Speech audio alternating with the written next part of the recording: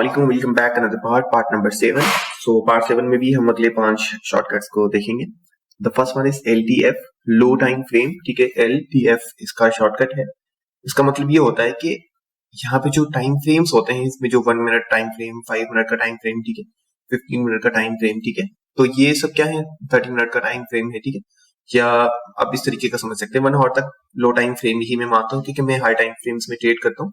The second one is STF, इसके जो अगर उसको उल्टा कर देंगे, हाई टाइम फ्रेम, जिसमें मतलब day wise, weekly, monthly and yearly भी आता है। अगर आपके पास जो है ना वो एडवांस लेवल का ट्रेडिंग व्यू है, उसकी जरूरत किसी को भी नहीं है, लेकिन अगर आप लेते हैं तो उसमें आपको ईयरली का भी आ जाता है यहाँ पे, तो इसको कहते हैं हाई टाइम फ्रेम। ठीक है, low time frame, high time frame का मतलब ये होता है कि टाइम फ्रेम्स जो होते हैं, जब हम चार्ट पे बैठते हैं, जब हम ट्रेड करते हैं, फॉर एग्जांपल अगर आपको डे ट्रेड करनी है तो आप लो टाइम फ्रेम में जाएंगे, अगर आपको वीक के हिसाब से, मंथ के हिसाब से, ईयरली ट्रेड करनी है तो आपको हाई टाइम फ्रेम में जाना पड़ेगा। ठीक है, the third one is MM। ठीक है, मेजर्स मूव। इसका मतलब ये होता है कि जो पुराना पंप है, ठीक है, फॉर एग्जांपल जो पीछे चार्ट्स में जब हम चले जाते हैं ना, इसको हम थोड़ा सा डे टाइम फ्रेम में चले जाते हैं ताकि हमारी डेट सही से मैनेज हो जाए चार्ट हमारा। और ये डाउन में भी इसी तरीके से काम करता है, अपवर्ड में भी इसी तरीके से काम करता है। ठीक है, और मेजर मूव का मतलब ये होता है कि फॉर एग्जांपल अगर यहाँ से इतना पंप हुआ है ना, तो आप यहाँ से देखेंगे उतना ही पंप होगा। ठीक है, तो वो एक तरीके की जब हम कैलकुलेशन करते हैं, जब हम टेक्निकल एनालिसिस करते हैं, तो इसमें आपको ये चीज मैं सिखा दूंगा कि आप मेजर मूव किस तरीके से चेक कर सकते हैं। ठीक है, the third one is, fourth one is double R and R, risk to reward. आपका रिस्क कितना है और उस पर आपने रिवॉर्ड कितना लिया है। ठीक है, फॉर एग्जांपल अगर आप यहाँ से ट्रेड लेते हैं, लॉन्ग की या शॉर्ट की, आपको लेके दिखा देता हूँ।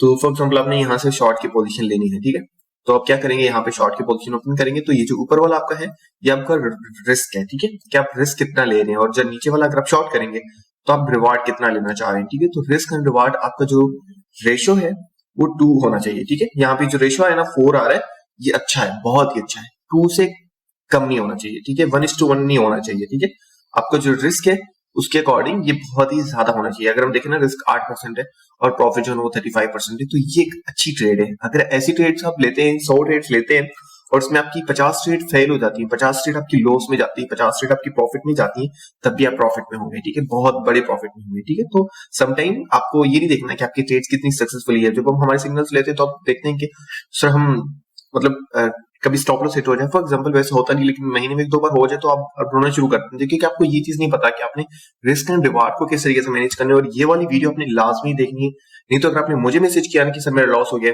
तो फिर मैं और आप और हमारा झगड़ा हो। ठीक है, तो रिस्क एंड रिवार्ड का मतलब ये होता है कि अपना जो रिस्क हो उसको मैनेज करते हैं, रिवार्ड को अपनी तरफ से मैनेज करते हैं, और उस हिसाब से आप ट्रेड करते हैं। ठीक है, और अगर आप ये वाली स्ट्रैटेजी अच्छे से सीख लेते हैं तो आपको लॉस होगा ही नहीं, मंथ ऑफ द एंड आप प्रॉफिट में होंगे, जितना आपका कैपिटल है उसके अकॉर्डिंग आप बहुत अच्छी प्रॉफिट में होंगे। Okay, the fifth one is FTA, first trouble area. इसका मतलब ये होता है कि आप फॉर एग्जांपल अगर यहाँ से मार्केट ऊपर जाने की ट्राई करिए, ठीक है, तो इसका जो फर्स्ट ट्रबल एरिया वो क्या यह है, जहां पे अगर मार्केट नीचे जा रही है और ऊपर जाने की ट्राई करिए, तो उसमें जो क्या होगा, फर्स्ट ट्रबल एरिया क्या होगा, FTA क्या होगा, यहाँ पे रेजिस्टेंस है। ठीक है, यहाँ पे रेजिस्टेंस है, मार्केट ने यहाँ पे भी इसको सपोर्ट बनाया, फिर इसका ये रेजिस्टेंस बन गया, तो ये क्या है, मार्केट के अंदर ये इसका रेजिस्टेंस है, तो ये क्या है, यहाँ पे FTA है। ठीक है, और अगर मार्केट नीचे जा रही होती है, ऊपर जा रही होती है, नीचे जाने की ट्राई करेगी, तो जो फर्स्ट ट्रबल एरिया FTA जो क्या होगा, वो यहाँ पे होगा, सपोर्ट बन जाएगा। ठीक है, तो जो भी सपोर्ट्स होते हैं वो यहाँ पे हम उसको FTA बोलते हैं, या रेजिस्टेंस और सपोर्ट को आप FTA भी बोल सकते हैं। जहां पे जो है ना, अगर आपने लॉन्ग की पोजीशन ओपन की हुई है और आपको मतलब FTA आ जाता है, फॉर एग्जांपल अगर रेजिस्टेंस आ जाता है, तो उसको आप क्या कहेंगे, FTA, फर्स्ट ट्रबल एरिया। ठीक है, तो यहाँ पे मतलब मार्केट को जो है ना वो ये रिवर्स कर सकता है, मार्केट को जो है ना वो अपोजिट डायरेक्शन आपके खिलाफ भेज सकता है। ठीक है, तो FTA का मतलब ये होता है। और आई होप आपको समझ आ गया होगा। लो टाइम फ्रेम का मतलब ये होता है कि छोटे time frames, high time frame का मतलब ये होता है कि हाई टाइम फ्रेम्स जो कि मतलब बड़े टाइम फ्रेम्स होते हैं, जैसे कि मंथ, वीक। डबल M का मतलब ये होता है कि मेजर्ड मूव। फॉर एग्जांपल अगर आप यहाँ से देखेंगे, हम इसको जो है ना अगेन थोड़ा सा कवर अप कर लेते हैं ताकि आपको जो है ना वो क्लियर हो जाए। ठीक है, फॉर एग्जांपल यहाँ से इतना मार्केट ऊपर गया है, ठीक है, तो आप इसी तरीके का जो है ना वो एक बना लेंगे कि यहाँ से भी मार्केट उतना ही जाएगा। ठीक है, इस तरीके का जो है ना यहाँ पे जब हम मेजर मूव के बारे में जब वीडियो देखेंगे या इसके बारे में जब हम डिस्कशन करेंगे, तो मैं आपको जो है ना वो अच्छे से डिटेल में डिस्कस करके आपको बता दूंगा कि मेजर मूव किस तरीके से आपने करनी है।